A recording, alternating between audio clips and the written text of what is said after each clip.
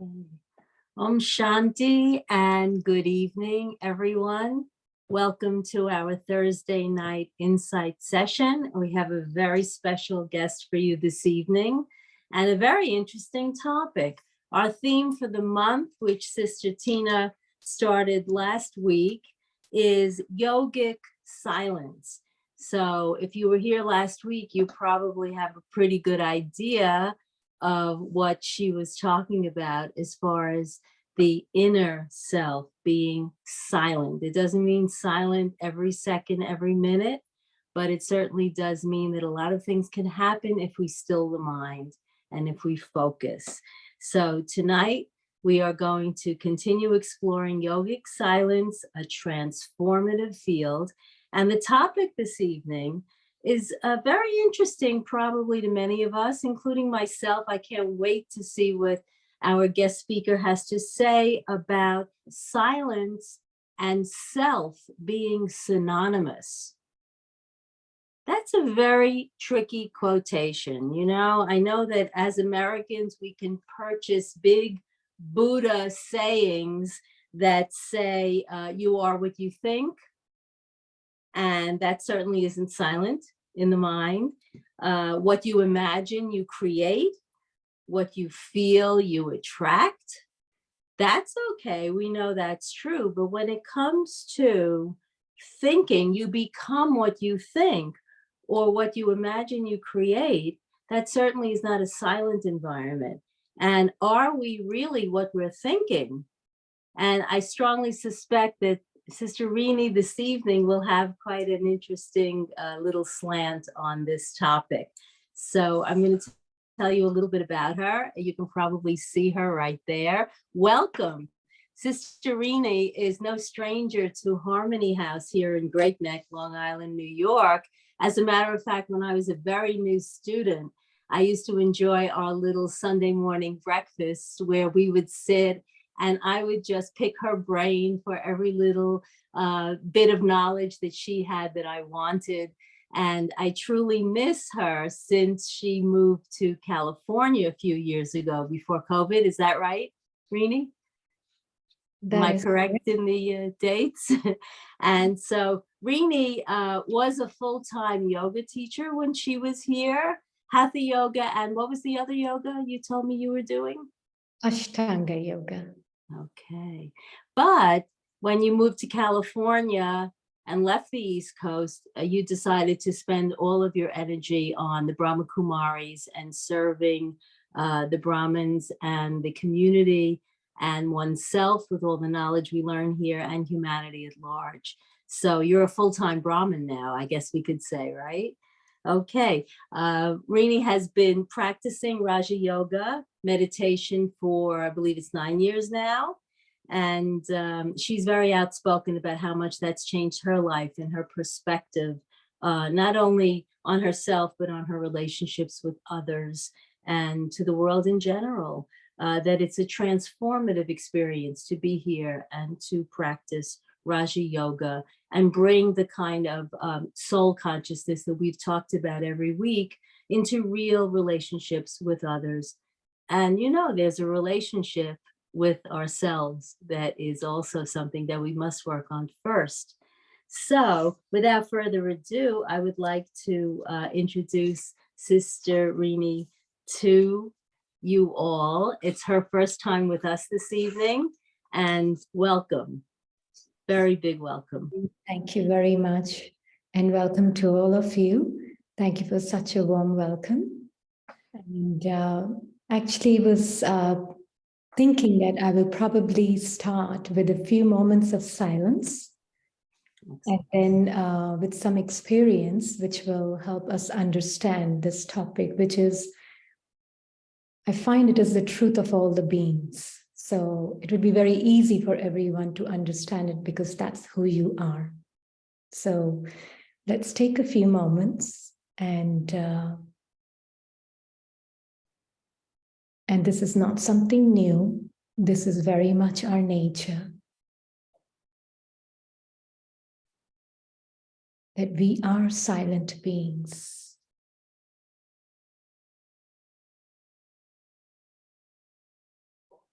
It is not the silence of the mind, but it is the silence that the soul itself is. To really know oneself as that being who is truly beyond the mind, beyond the thoughts. In fact, the one who does not need the assistance of the mind.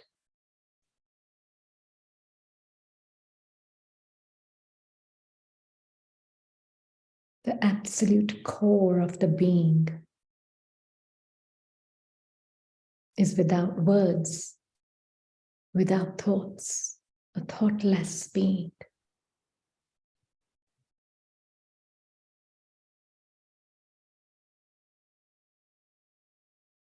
That is what we mean when we say to be beyond sound, beyond the sound of thoughts.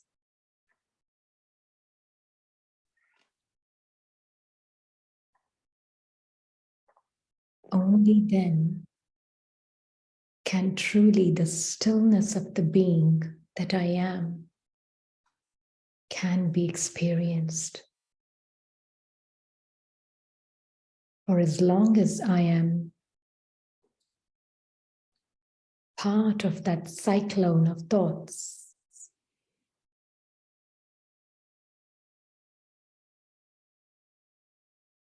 it appears I'm part of that cyclone, just an appearance.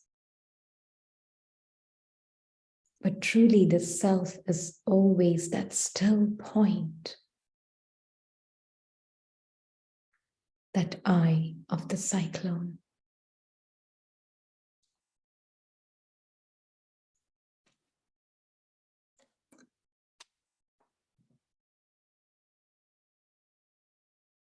Oh, sure.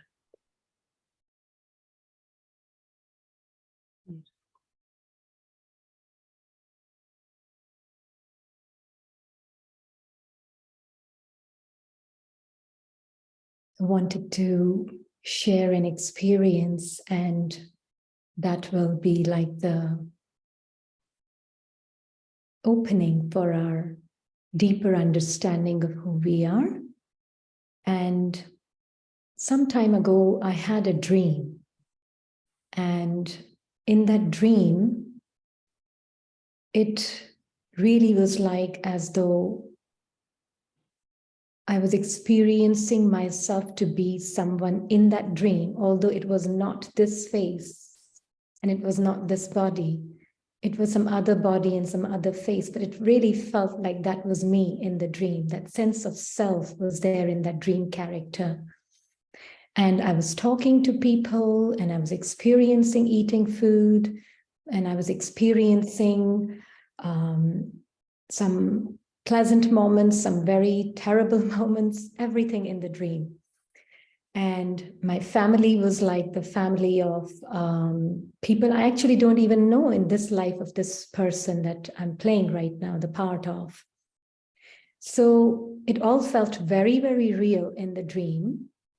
And when I woke up, I saw that what that I saw myself as in the dream was just not me. It was a very different personality than the personality of Rini. And it was a very, very different way of seeing things, different perspective in the dream than that of Rini. And it was a very, very unique experience in the sense I was tasting food, but I was not really eating anything.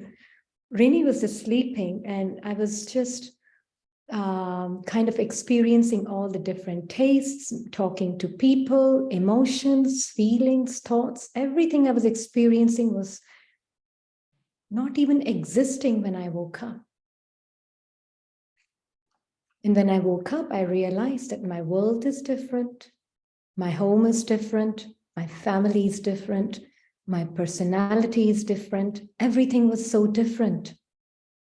And I find that when we truly wake up, even from this deep slumber, because today what we believe ourselves to be is not what who we really are. And it sounds quite radical in one sense, but it is important to kind of really know that what is my truth, my eternal truth. Like my parents were different when I woke up, and it was just very different family altogether. So when I woke up from this sleep of being this body mind, you realize that your home is different. Your family is not just 4 souls, but there are 8 billion souls in the family. When you wake up, you realize that your personality is so different. So as a soul, my personality, when it is like the parent, the supreme parent, when he comes to wake you up, and you realize that your personality is that is like the personality like God. That is the personality of me, the soul. And if he's the ocean of silence, then so am I, the master ocean of silence. If he is thoughtless, then so I am. I am also thoughtless. Now you would be wondering, what do you mean by thoughtless? Because we have so many thoughts in our mind today. And we are so identified with our thoughts, which is why I wanted to kind of share a little bit of some visuals may help to understand that a little bit better.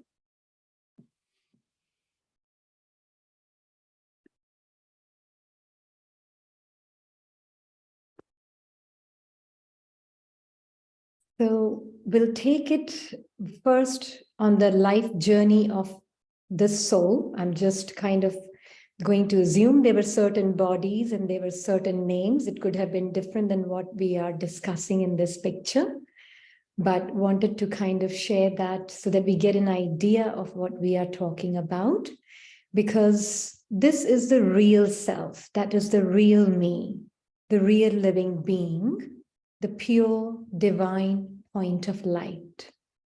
Many different versions of different bodies and different personalities. I, the being, has played different parts, different costumes, different names, different personalities. So let's say, for example, just for instance, maybe I, the being, was in this body called Anna and had a different personality, different country, different family, different way of thinking, everything different. Then maybe I came in the body of Tom, again, different personality, different name, different thoughts, different feelings. Then maybe I was in the body called James, which was maybe handicapped, don't know, could have been, but again, different personality, different name, everything different. Even today, I, the soul, am wearing this body called Rini.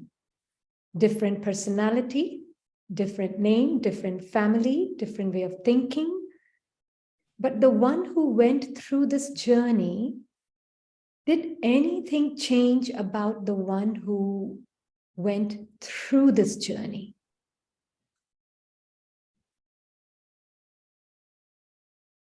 No, nothing changed about the real self that I am. What is the personality of the being of light that I am? I really need to disentangle from the personality of this person identity for me to truly know my changeless self.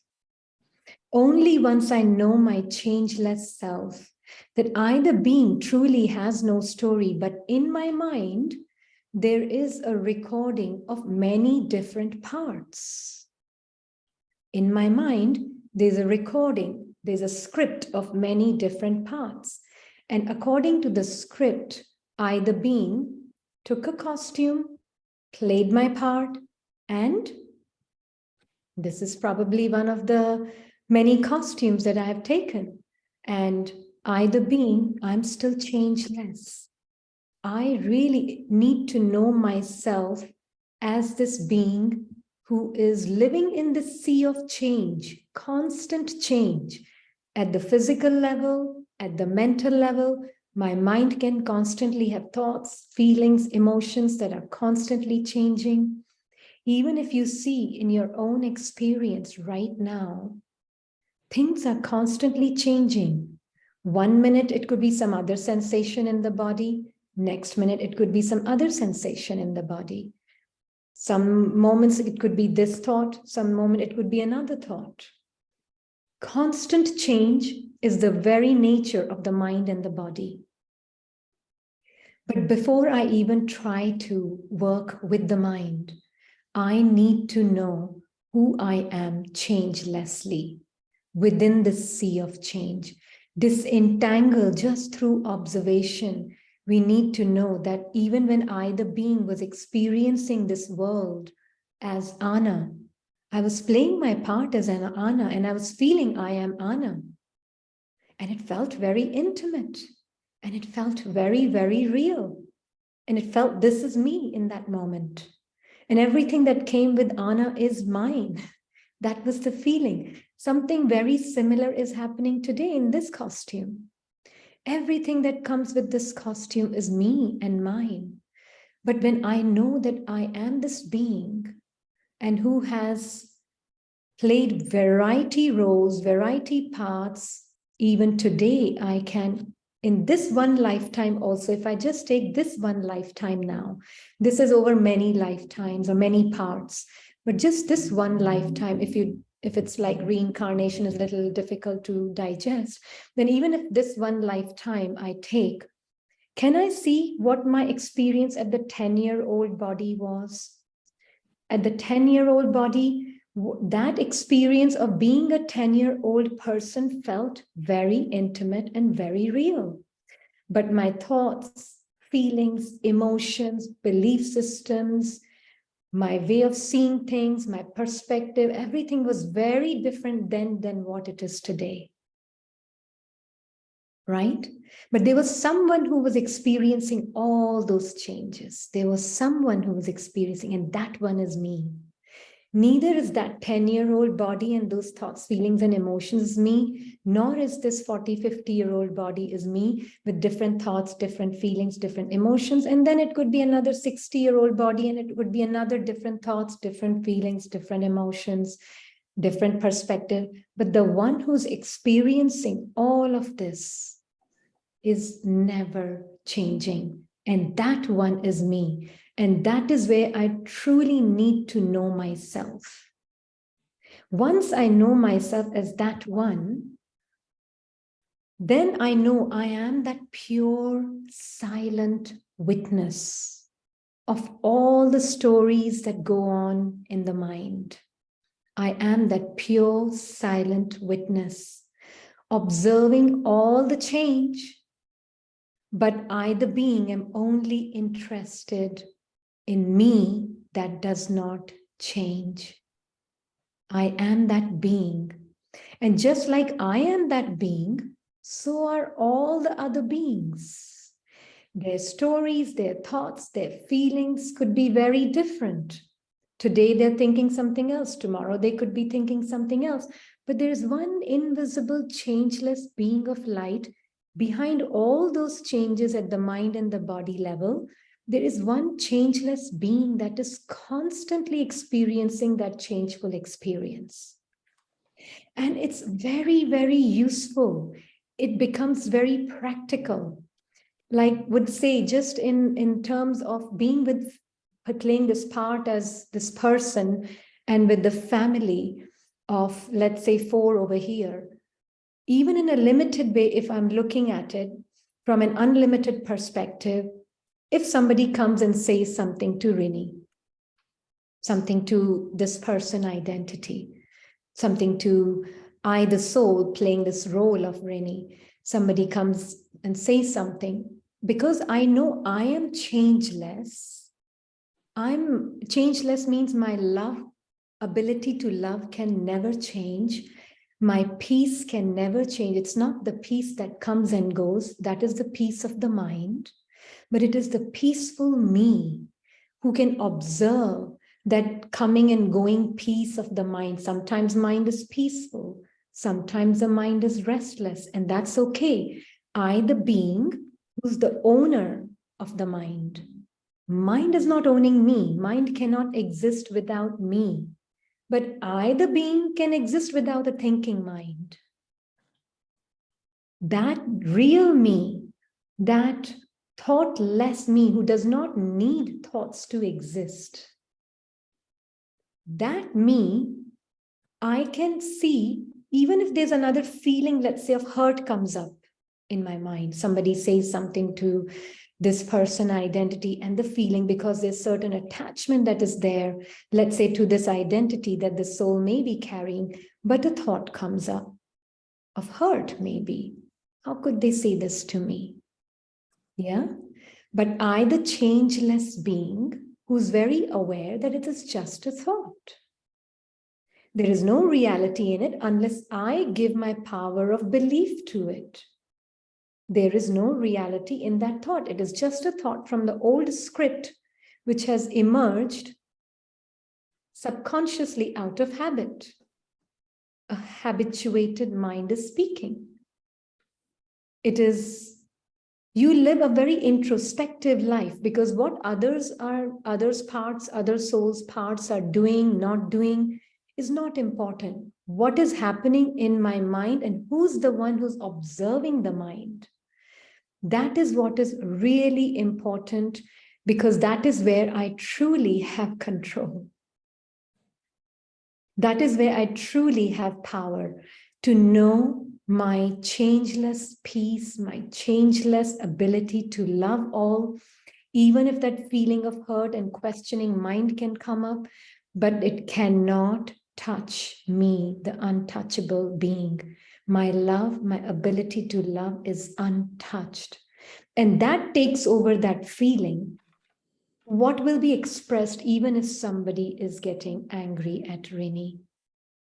What will be expressed naturally? Not my mind trying to be more virtuous, but the being that is already virtuous naturally. What it will express is the true nature. Naturally, it will not see through that lens of the mind. It will not use that filter of the mind, but true nature of the being will express through the sense organs and through the body. And it will be an expression of deep love and respect for that soul's part in a very natural way. So our mind can today create many, many thoughts. It can say plenty of things and has many ideas, but to really understand that if I, the soul, give my power to it, only then it comes to life.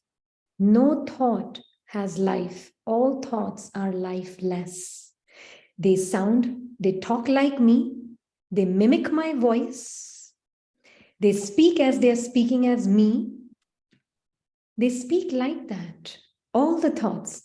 I'm not feeling so good, or I'm feeling great today, or it could be, it's a long way, or it's very difficult to understand. All of these are just thoughts from the habituated mind, which has created this person identity, that dream character. These thoughts create a dream effect, literally a dream effect. If I, the soul, believe in this thought, let's say a thought comes, I'm feeling sad today, just a thought. And if I, the being, believes it to be me, and I become that thought, I take shape of that thought, then I experience that thought to be me, then that thought becomes my reality. So very important to know myself as this being beyond thoughts, beyond change, beyond a story. Very, very important. More I know myself as that being that is continuously freed from any associations or identity with the experience, because every thought today comes with an experience attached to it, literally. It's not just a thought of sadness, it will also bring the experience of sadness even in the body at times. We may even feel the sensations of sadness and fear in the body, right? Like I would say, even before coming to this session, the being was experiencing certain sense of anxiety before coming to this session. And it was like, okay, it's fine. Let me, the being who's changeless, who's completely beyond the mind, sit with the Father and know mind is just doing its task of what it knows best. But that has got nothing to do with my reality. I'm not rejecting it. I'm not arguing with it. I know there is no reality in it. My reality and my truth is I am a being of love, a being who is simply there without a name, without a personality associated with that name. All these fears, anxiety, worries, they all come only in association with the name and the form that soul has believed itself to be. And more I come out of that space and I'm able to observe them for what they are, non-judgmentally, impersonally, then what happens is ego mind starts to dissolve on its own. Because I, the being, has nothing to say about anything. My joy did not diminish. I'm still happy, even when I'm seeing that thought of subtle, very subtle anxiety. Not even anxiety, but I would say more like subtle fear. Even when I'm seeing that, my happiness is not getting diminished because my happiness is constant. It is changeless. Within me, that changeless, super sensuous being, there can be a changeful experience which has the right to exist, but it is not telling my truth. It doesn't change my constant state of happiness, but because I, the being, when we say super sensuous, it's a very beautiful word that we use in this knowledge called super sensuous bliss. Beyond the senses, beyond the mind, beyond the body's sense perceptions, and beyond the mind, intellect, and sanskaras. That super sensuous bliss, no form of Maya's thoughts or ego's thoughts can diminish my happiness. Because I am constant. I am truth like my Father is. God is truth, so am I. And if he is truth, and if he is seeing me as that being with super sensuous bliss just like him, then that is who I am. And what my mind is saying, it's just its habit, nothing else. It's just speaking out of habit. I have the power to not identify with it, be aware of it, but not identify with it, not engage with it, because I engage with my truth, with my Father, with my reality, which is constant. And this is true power. Power of being who you are in the face of opposing forces to the truth. That is the reality. I don't know if at this point anybody has any question. Yes, anyone who has any question or comment at all, Sister Rini, and I've been mispronouncing your first name. I've been saying Rini, so thank you for correcting that. Going But to change anyways one day. this is just overwhelmingly beautiful. I believe Narayan is with us tonight. Will people be able to unmute and speak? Or do we have to just do chat? Can someone tell me if they can unmute? You cannot. Okay, or feel free to write in chat. As you were speaking, I'm just taking copious notes here, but if I can just interject for one moment, there's a book by Michael Singer called The Untethered Soul. And long before I came here, do you know it? He talks about the roommate in your head who never stops talking. Yes. And he's always in the past, feeling guilt or shame, or he's in the future worrying, but he never ever shuts up. And Michael Singer's last line, I remember so vividly, he says, remember, you're not the roommate talking, you're the listener. Wonderful. The listener. Because Rini's daughter is reading that book right now. Oh my goodness. Yeah, and she told me that, Mom, you must read that book. It's Because, wonderful. yeah, okay. Yeah, very good.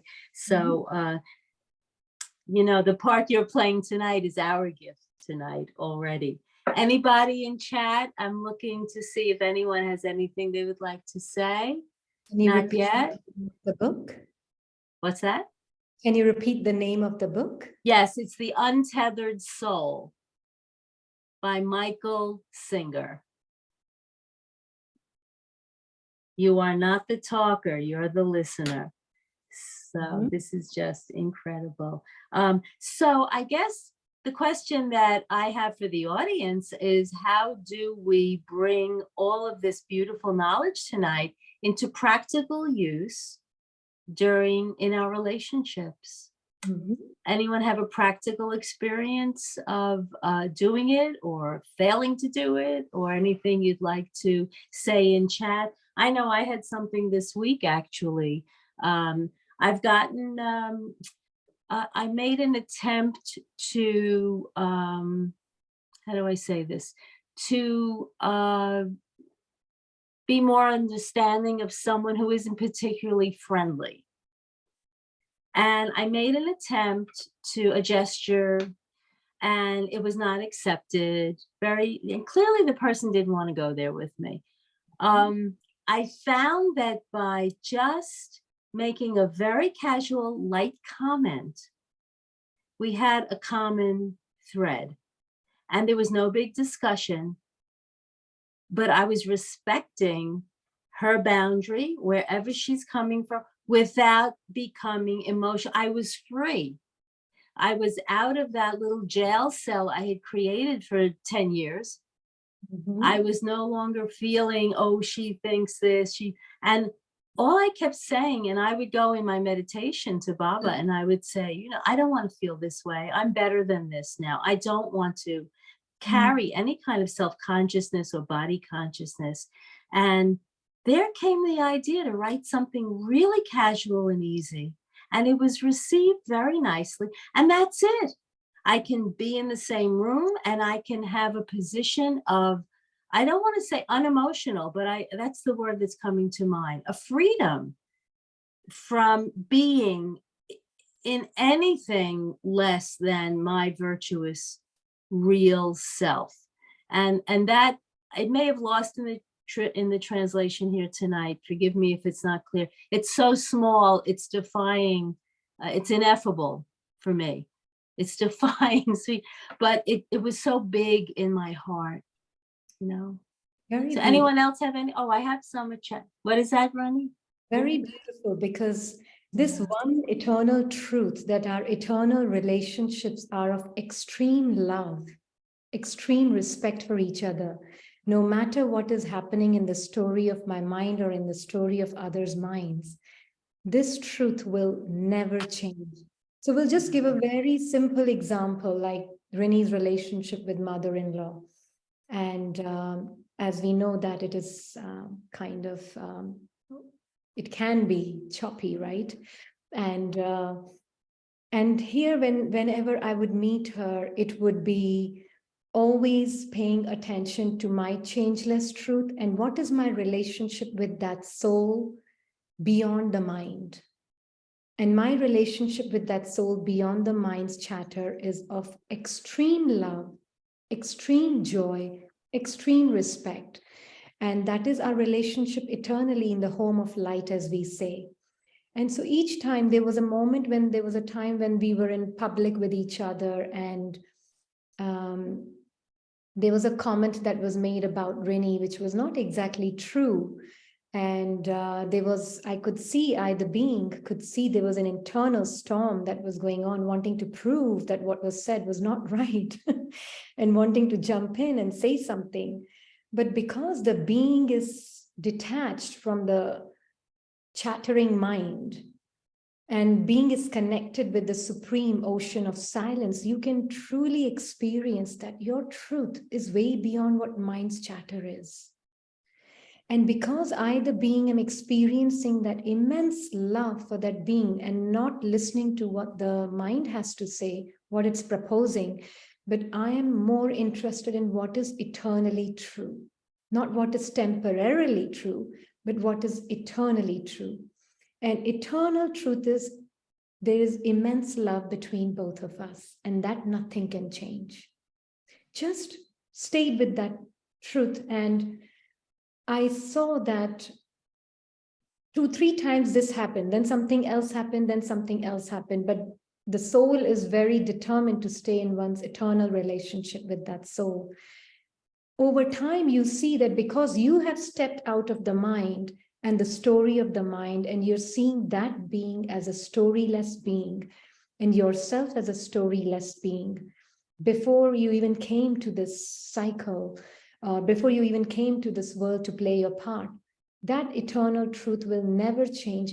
You see that even that soul starts to experience that immense love, because this is the eternal reality of our relationships, is extreme love and extreme respect, not what is happening in the story, but what is truly beyond the story, Yeah. our true relationships. Yeah. And when I am living in that, completely at me and my truth, automatically it will express, that vibration will express in your words, in your thoughts, in your actions.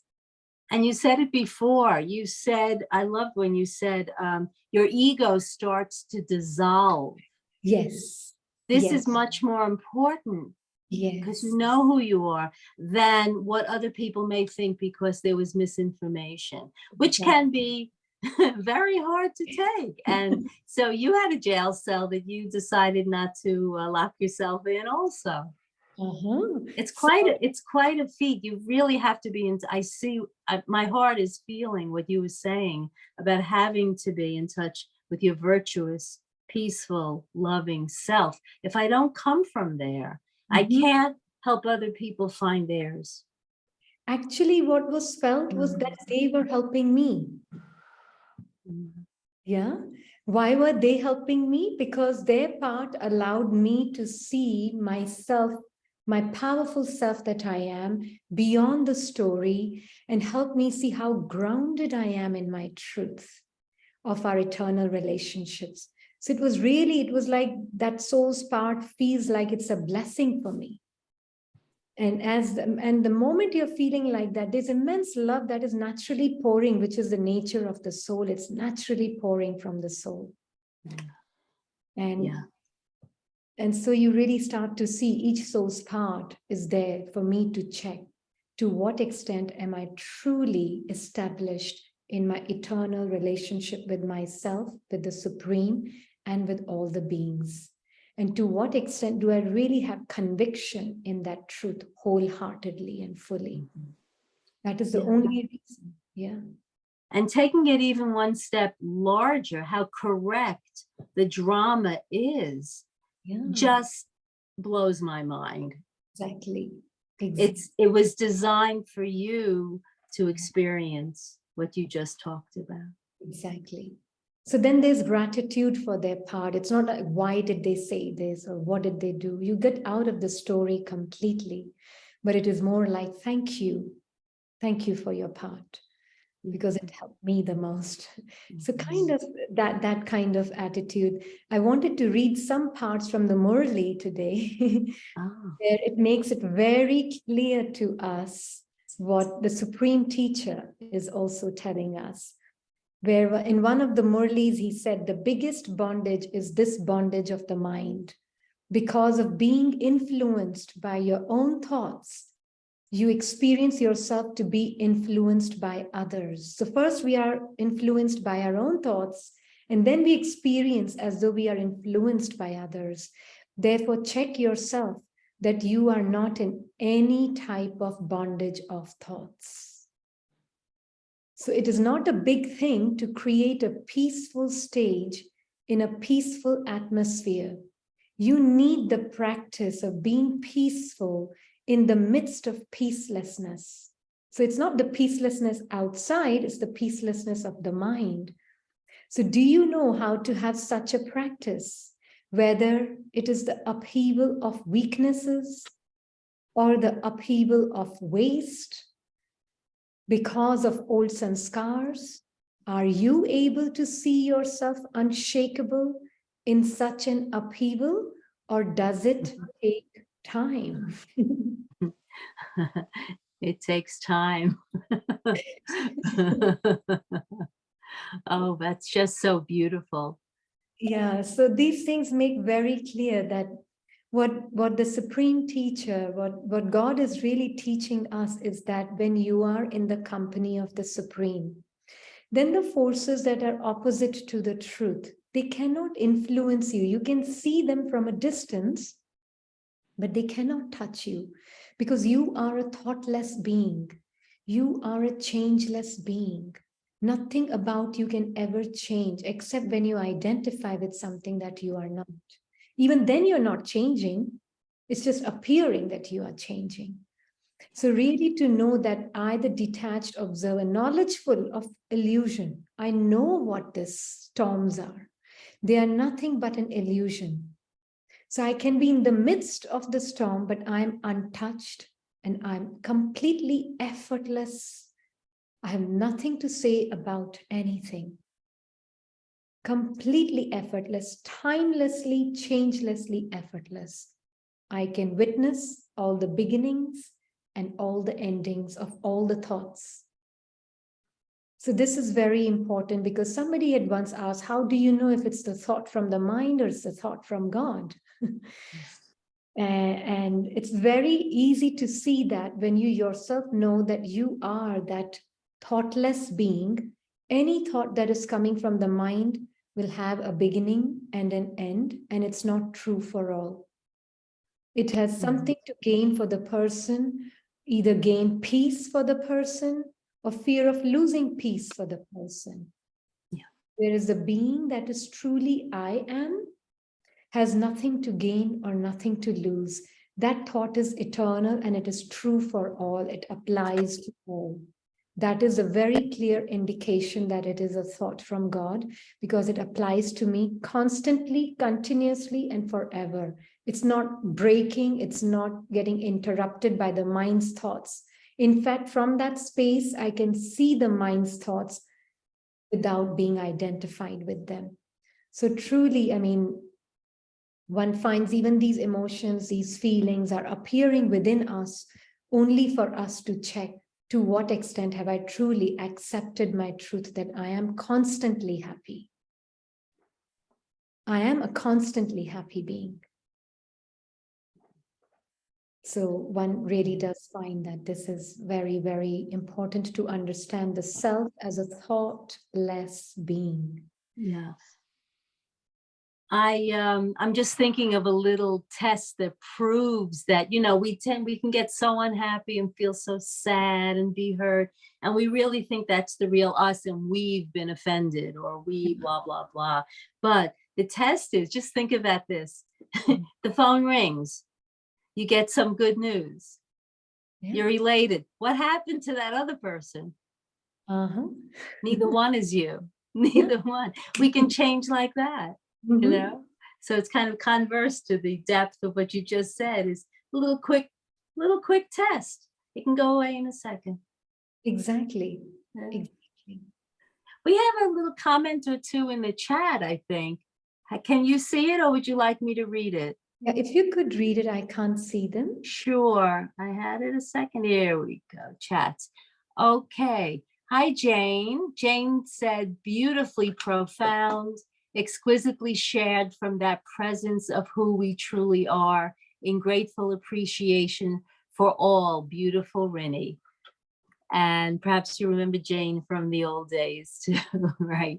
When you were here. And let me see. Is that Meghna? Can you please give an example of what you mean by begin and end? That was direct to me, but I think, do you have a comment? What do you mean by beginning and the ending? Yeah, that's what it said. Um, Would you, wait, maybe she's clarifying. It's the question for Rini. Okay, all right. Let's say, for example, everything in the outside situation is perfectly fine. So my mind is feeling very peaceful because there's no situation outside, no circumstances outside. So it's a temporary state of peace. Yeah.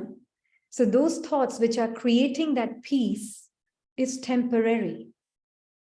But if it is truly a thought that is coming from the Supreme to the thoughtless being, that thought will have, it's like I am a peaceful being, and within me, the temporary peaceful thoughts can come, and the temporary peacelessness can also come, but my true peace can never change. So thoughts of peace and peacelessness can come in the mind, but they do not change anything about you. So those thoughts which are temporary peace or temporary peacelessness, have a beginning and an ending. Whereas the one that comes from the Supreme, who's telling the soul that you are a peaceful being, that thought from the Supreme means there is no beginning and no ending to that thought. There is complete constancy and continuity in that thought. And that is because it's coming from the Supreme directly to the soul. There is no interruption in that. It's like Baba Supreme Father uses a word called akhand, uninterrupted joy. So my uninterrupted joy will not diminish on seeing the forms of negative or positive forms of Maya. The nature of existence is that negativity and positivity is recorded in the mind of the soul. Right. Very much the nature of existence. Very good. Thank you. Yeah. Okay, I am just told by Narayan, who is manning the controls this evening, that audience members can unmute. Michelle, would you like to ask your question yourself? Oh, hi. Hi. Shanti. My question, and forgive me if you've answered this, I may have missed it, but I still sometimes can't figure out what is the difference between the mind and the intellect? Okay. Soul is the master. That is the most important aspect to know. And as the soul, I have three different tools or faculties that we call mind, intellect, and sanskars.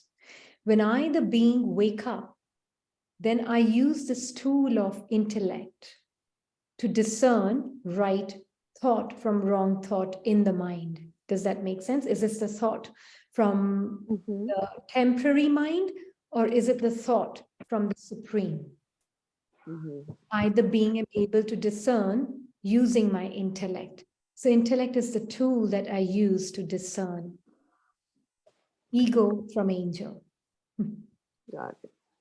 Okay. So the intellect can be over time or with knowledge change. In other words, then the intellect may not be static. In other words, with learning and with practice, the intellect can be honed, if you will, into a sharper tool for that discernment. Absolutely. But I would say even more important than intellect is just the pure self. That pure self, that silent self, that still self, whose nature is constant happiness. He can observe the movements of the mind. When I, the being, wake up, it's like the pure intellect wakes up with me. I, the being, wake up, then everything that is impure is seen with detachment. You can say, I, the soul, the moment I wake up, I know that pure intellect is already there available for me to use it. But first, I really need to know myself even before the intellect and the mind. Sometimes we see that maybe intellect is given more importance than the soul itself, but actually soul is more important than all these three different faculties. And until I, the being, wake up, that stillness, that silent being, then I can use the intellect the right way. But if the one who's using the intellect is not awake himself, then I don't know who's using the intellect. Mhm. Thank you. you. Okay, audience members, you can unmute if you'd like to comment or you have a question for Rini. Anybody? Don't be shy tonight. I can't believe it's already 7:50. We've certainly had an enlightening evening. It's just been so beautiful. So we are talking about yogic silence, a transformative field. So this might be a nice segue into a meditation. Like, how do we? Oh, I see you have something else there to share I with us. wanted to show this before we go into meditation, if that's okay. Absolutely, we have plenty of time.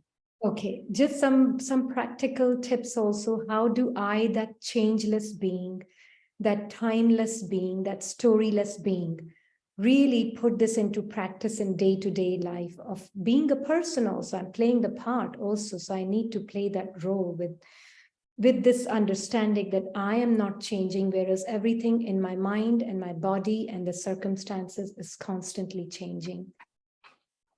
So I really need to first grasp the truth that I, the being, never change.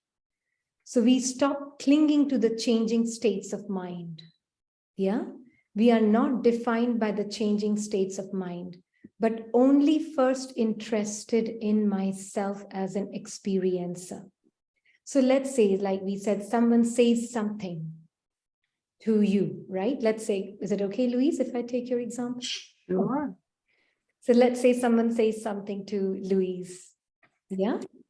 So before Louise even comes into action or even comes into, in silence, first the soul behind Louise goes into silence and checks what is my reference point from where I'm even listening to these comments. Or what is my reference point from where I'm even watching the reactions in my mind? Is my reference point for myself is a being who is like the Father, changeless, whilst the reactions are happening in my mind? Can I see from there those reactions are coming and I can perceive them? Self that I am is a silent witness.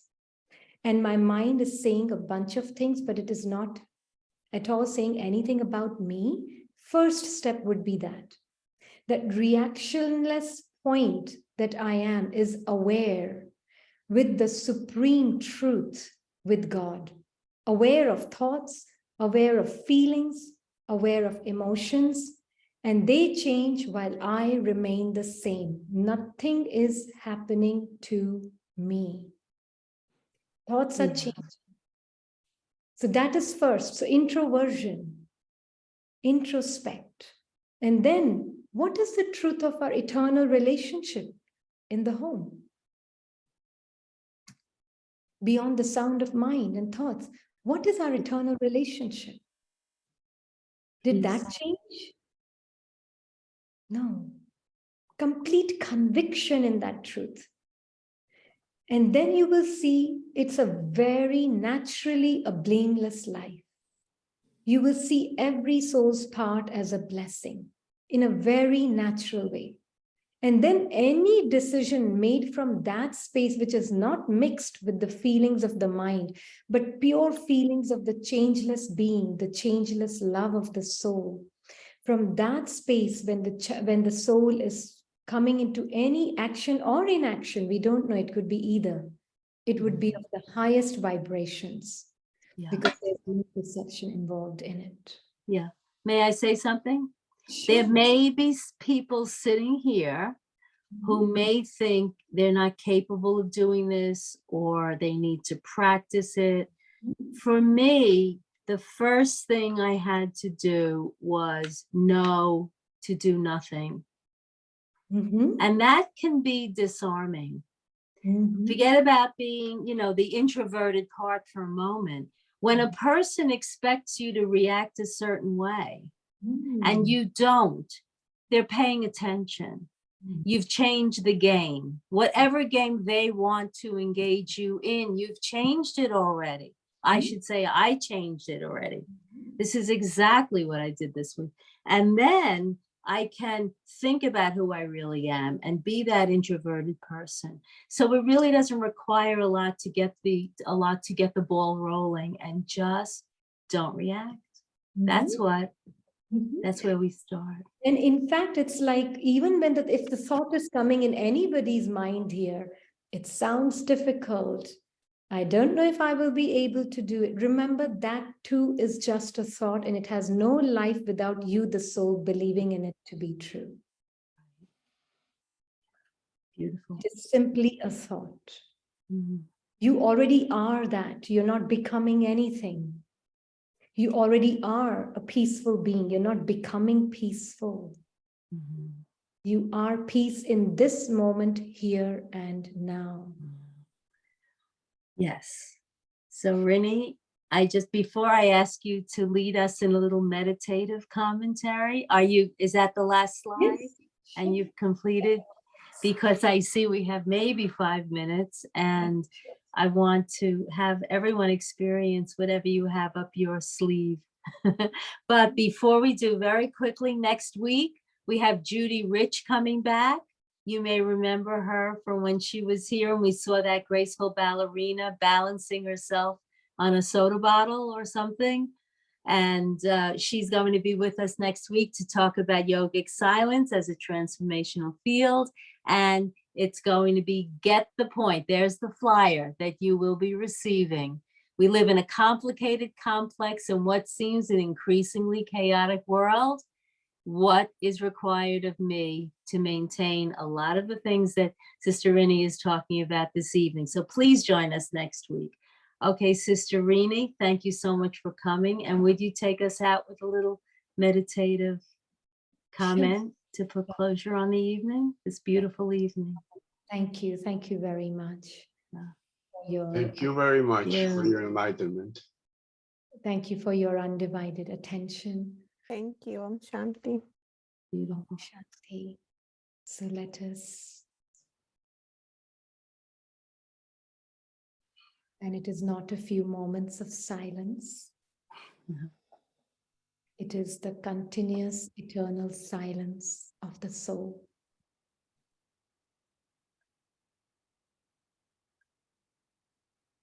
Just like the sky, it can never be scathed by the clouds.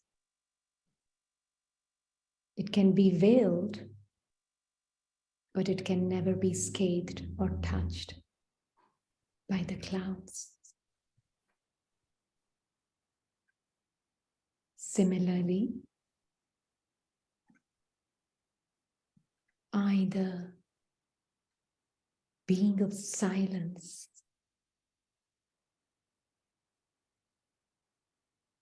the fragrance of who is peace, love, constantly, not interrupted peace of the mind, but constant peace.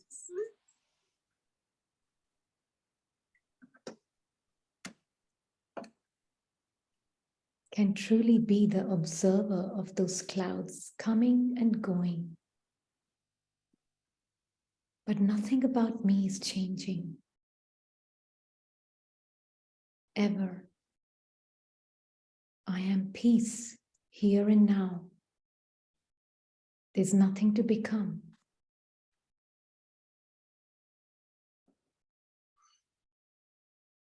Nothing to do.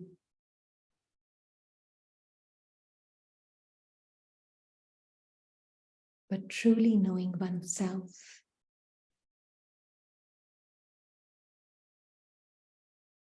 That the truth is constant, stable, and changeless.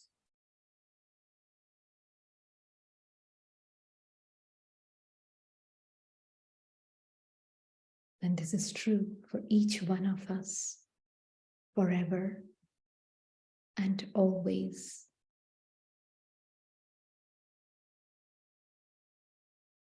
just don't give your power of belief. The soul doesn't give his power of identification to the thoughts in the mind. It can say many things.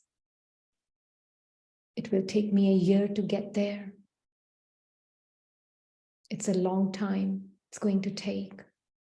And it speaks very personally as though it's your voice. But it's not you. You're not the thoughts that create the dream character. You are the observer.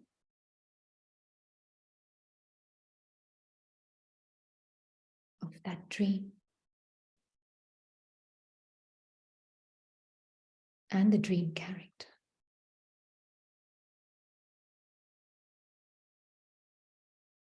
Know yourself through God's eyes, not through mind's eye.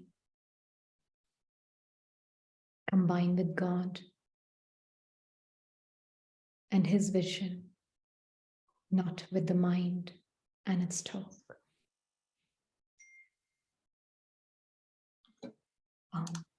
Shanti. Shanti. Om Shanti. Om Shanti. If you'd like to show your face and wave goodbye, we have 50 people here this evening, which is a very nice number for us on a Thursday night. And it's a testimony to how beautiful you have been to visit us. And thank you so much, Sister Rini. Thank Please you. come back. Please come back. Thank Yeah. you. Om Shanti, everyone. Come see you next Thank you. week. Thank you. Om Om Thank you, Shanti. Baba. Om Om Shanti. Shanti. Bring your Om real self. Shanti. Hello, Om Shanti. everyone. There they are. I Om love our Shanti. family. Om Love our family. Thank you. Our little Thursday night family. Om Shanti. And thank you, Narayan, up in the control room. Thank you. Om Shanti. Shanti. Om Shanti.